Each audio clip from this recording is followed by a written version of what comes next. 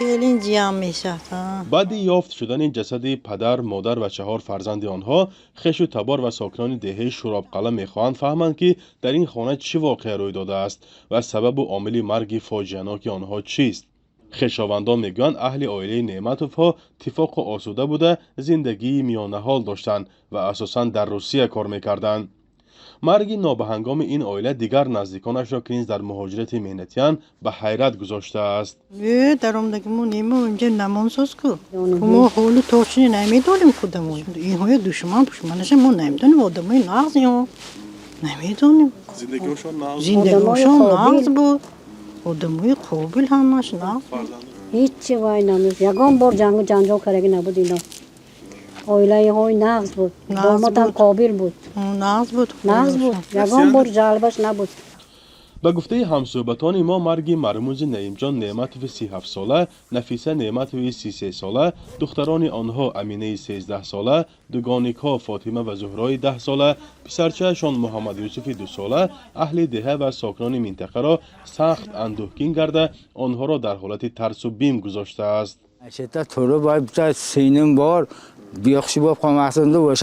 در این محله یک خواهرم است. بناگاه یگان ناخوشی نشود گفته به نزدش اومدم.